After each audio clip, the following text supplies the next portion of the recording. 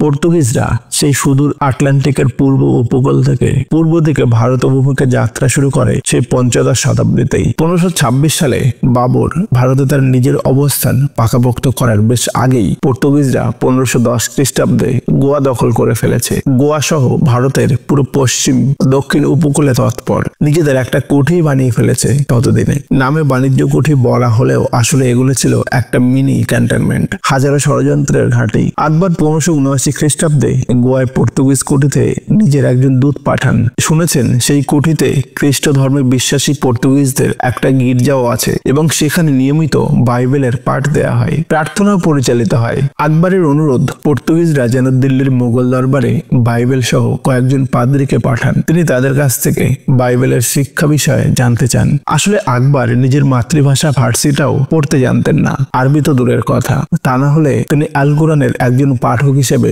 ঠিকই বাইবেলের সেই শিক্ষাটাও জানতে পারতেন, যে শিক্ষাটা একজন খ্রিস্ট বিশ্বাসীর কাছেও নেই। যা হোক, দিল্লি থেকে খোদ সম্রাটের এমন অনুরোধ পেয়ে পর্তুগিজ কুঠিরে আনন্দের বন্যা বয়ে গেল। সে রাতে সেখানে পাদ্রীরা অনেকক্ষণ ধরে বিশেষ প্রার্থনা করলেন, ঈশ্বর যেন এই ভারত ভূমিতে মোগল সম্রাট আকবরকে একজন কনস্ট্যান্টিন হিসাবে পরিবর্তিত করে দেন। পাদ্রীদের প্রার্থনার জবাবে উপস্থিত পর্তুগিজ বণিক আর সৈন্যদের সমস্যার কণ্ঠ আমেন আমেন ধ্বনিতে প্রতিধ্বনিত হলো। সেই সুদূর পর্তুগাল ও স্প্যানিশ উপকূল থেকে ছুটে আসা খ্রিস্ট ধর্মাবলম্বী পর্তুগিজদের সমকালীন মানসিকতা উপলব্ধি করা আমাদের জন্য অতীব জরুরি। মুসলমানদের হাত থেকে স্পেন হারানোর পর খ্রিস্ট বিশ্ব একটা দিনও নিশ্চুপ হয়ে বসে থাকেনি। সেই ধারাবাহিকতাতেই দীর্ঘ সংগ্রাম আর প্রচেষ্টা শেষে তারা ফার্ডিনান্ড আর রানী ইসাবেলের যুগল স্বপ্ন পূরণ করেছে স্পেন দখল করে। কেবল কি তাই, তারা যে কেবল মুসলিম আন্দালুসিয়া তথা স্পেনের রাজনৈতিক স্বাধীনতায় কেড়ে নিয়েছে তাই নয়, তারা এর চেয়েও বড় বিপর্যয় টেনে এনেছে। দীর্ঘ প্রায় 800 বছর বাস করে এক অনুর্বর রুক্ষ পাহাড়ি জনপদকে বিশ্বের স্বপ্নরাজ্য জ্ঞান বিজ্ঞানের পাদপীঠ হিসেবে গড়ে তুলেছে যে মুসলমান সম্প্রদায়, তাদের উপরে। তারা স্পেন থেকে মুসলমানদের বিতাড়িত করেছে এক কাপড়ে,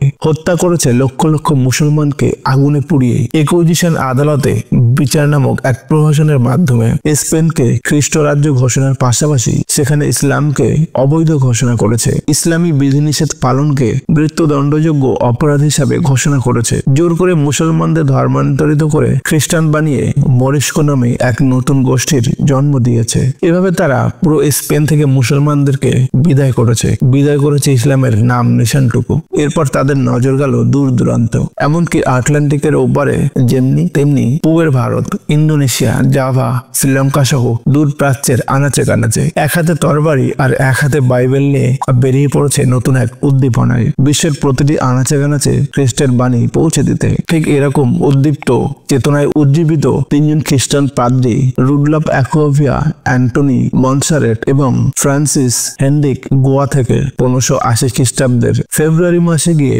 উঠলেন ফাতেপুর সিক্রিতে। এরও আগে দিল্লিতে খ্রিস্টান ধর্মবিশ্বাসী পরিব্রাজক এসেছে অথবা যাত্রা বিরতি করেছেন, কিন্তু কোন খ্রিস্টান পাদ্রীর আগমন সম্ভবত এই প্রথম। উক্ত তিনজনের মধ্যে ফ্রান্সিস হার্নিজ ছিলেন মূলত একজন ইরানি পার্সিক শিয়া মতাদর্শী। খ্রিস্ট ধর্ম গ্রহণ করে তিনি পর্তুগিজ নাম ধারণ করেছিলেন। তাকে সাথে নেওয়ার ফলে সম্রাট আকবরের সাথে পাদ্রীর দলের কথোপকথন নিয়ে কোনো সমস্যায় পড়তে হয়নি, কারণ পাদ্রী ফ্রান্সিস এবং আকবরের মাতৃভাষা এক, ফার্সি। আকবর নিজে ছিলেন একজন অশিক্ষিত। সম্রাট হুমায়ুনের ছেলে হয়েও তার জন্ম হয়েছিল ভীষণ এক বৈরী পরিবেশে। বাবা হুমায়ুন তখন যোধপুরের রাজার বিশ্বাসঘাতকতার কারণে নিজের প্রাণ ও পরিবার সহ কিছু সৈন্য নিয়ে পালিয়ে যাচ্ছিলেন। ঠিক এ সময় মাঝপথে ওমরকোট নামক মরুপ্রান্তে 15 অক্টোবর 1542 খ্রিস্টাব্দে আকবরের জন্ম। বাবার চাচার মধ্যে ক্ষমতার দ্বন্দ্বে মাত্র 18 মাস বয়সেই আকবর তার 16 বছর বয়সী মা হামিদা বানু সহ দীর্ঘ প্রায় 2 বছর বন্দি জীবন কাটাতে বাধ্য হন চাচা কামরানের আওতায়। 10 বছর বয়সে মৃত চাচা হিন্দালের রেখে যাওয়া সৈন্যবাহিনীর দায়িত্ব কাঁধে নিয়ে যুদ্ধের ময়দানে। 12 বছর বয়সে একজন সেনাপতি হিসেবে কাবুলের পথে সিরহিন্দে মাসের পর মাস ব্যস্ত সৈন্য পরিচালনা আর রাজ্য জয়। একটু অবসর পেলেই ছুটে যেতেন শিকারে। পড়াশোনা করার অবসর কই, পরিবেশই বা কোথায়। এভাবে জীবনের একেবারে শুরু থেকেই বৈরী রাজনৈতিক পরিবেশের জন্ম নেওয়া সহ কিছু বিভিন্ন কারণে আকবরের পড়াশোনা হয়নি। আকবর রাজপুত রাজা অম্বরের কন্যাকে বিয়ে করেন 1561 খ্রিস্টাব্দে। এই মেয়ের গর্ভেই জন্ম নেন ভবিষ্যৎ সম্রাট জাহাঙ্গীর। প্রায় একই সময়ে জয়সালমীরের হিন্দু রাজা নিজ কন্যাকে এবং বিকাউনুর হিন্দু রাজা নিজ ভগিনীকে আকবরের সাথে বিয়ে দেন। এভাবে 300 বিবাহিত স্ত্রী আর 5,000 উপপত্নীর এক বিশাল সংসার গড়ে ওঠে। এসব বিয়ের পর থেকে মুঘল রাজ দরবারে হিন্দু সমাজের প্রভাব বেড়ে যায় কতটা, তার সবচেয়ে বড় প্রমাণ হলো ভগবান দাস,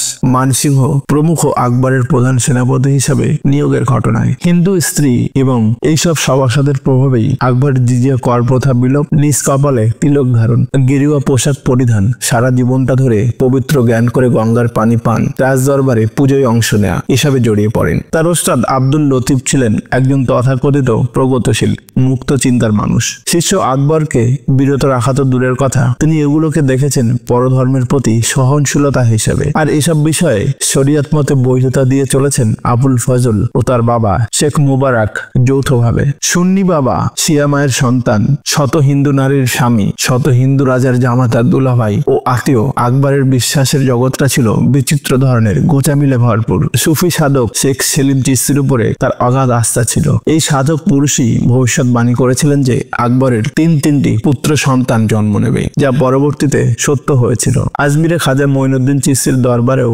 নিয়মিত যাতায়াত করতেন।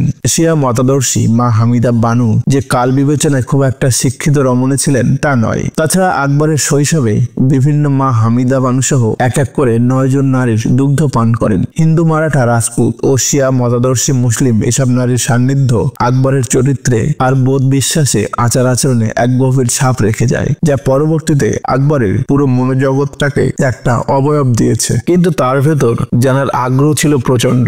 সভাসদদের দিয়ে পড়িয়ে নেওয়ার জন্য গড়ে তুলেছিলেন এক বিরাট ব্যক্তিগত পাঠাগার। তার সে পাঠাগারে জমা ছিল প্রায় 26,000-এর বেশি বই। বাবা হুমায়ুন তার মৃত্যুর প্রায় 2 মাস পূর্বেই পুত্র আকবরের জন্য অভিভাবক হিসেবে বৈরাম খাঁকে নিয়োগ দেন। এই বৈরাম খাঁ তার উপরে সম্রাট হুমায়ুন কর্তৃক পোষিত বিশ্বাসের মর্যাদা রেখেছিলেন জীবনের শেষ দিন পর্যন্ত।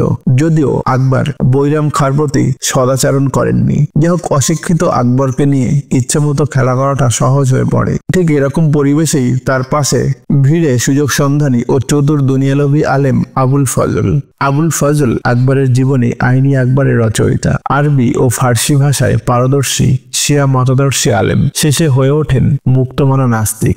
যদিও তিনি ছিলেন একজন আলেম পিতা শেখ মুবারকের সন্তান, আবুল ফজল ও তার পিতা শেখ মুবারক ছিলেন আকবরের অত্যন্ত প্রভাবশালী সভাসদ। আরো একজন ছিলেন বাদাউনি, একজন প্র্যাকটিসিং মুসলিম স্কলার। তবে তিনি এই বাপব্যাটার চাপে অনেকটা কোণঠাসা অবস্থায় ছিলেন আগাগোড়াই। মুসলমানদের সুফি মতবাদ আর একই সময়ে হিন্দুদের মধ্যে চলমান ভক্তি আন্দোলন, উভয়ের মধ্যে একটা সূক্ষ্ম সাদৃশ্য থাকায় আকবর সেদিকেও কিছুটা ঝুঁকে পড়েন। ফতেপুর সিক্রির ঠিক পেছনে মসজিদে মাঝে মাঝে নামাজও পড়তেন তিনি। অবশ্য সেটা দ্বীন-ই ইলাহির প্রত্যাবর্তনের আগেকার ঘটনা।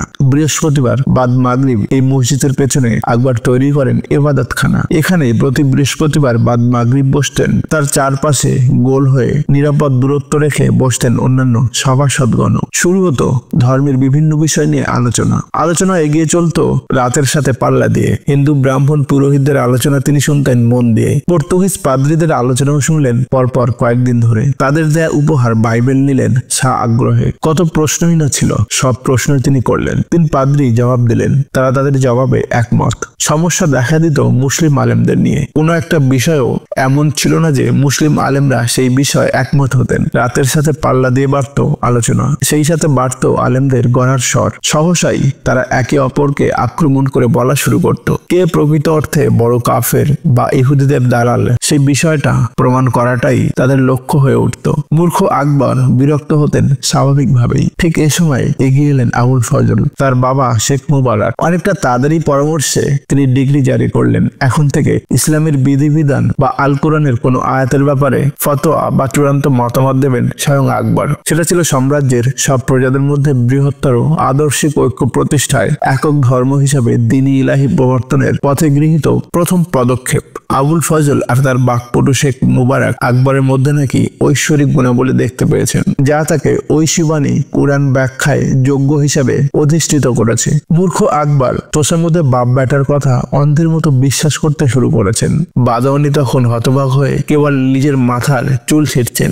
আগত পর্তুগিজ পাদ্রীরা ততদিনে আকবরের কাছ থেকে সেখানে গির্জা তৈরির অনুমতি নিয়ে গির্জাও বানিয়ে ফেলেছে। কেবল কি তাই, আকবর এই পাদ্রীদেরকেই শাহজাদা মুরাদের গৃহ শিক্ষক হিসেবে নিয়োগ দিলেন। আর আবুল আবুল ফজলকে নির্দেশ দিলেন তিনি যেন পর্তুগিজ পাদ্রীদের ফার্সি ভাষাটা শেখান। তখনও প্রতি বৃহস্পতিবার নিয়মিত আসর বসতো। সারা রাত ধরে সে আসরও চলতো। সেই সাথে চলতো মুসলিম আলেমদের পরস্পরের মধ্যে ফতোয়াবাজি, মাযহাবী বিরোধ আর একে অপরকে কাফের নাস্তিক বলে সম্বোধন। তা দেখে পাদ্রীদের মুখে ফুটে উঠত চাপা হাসি।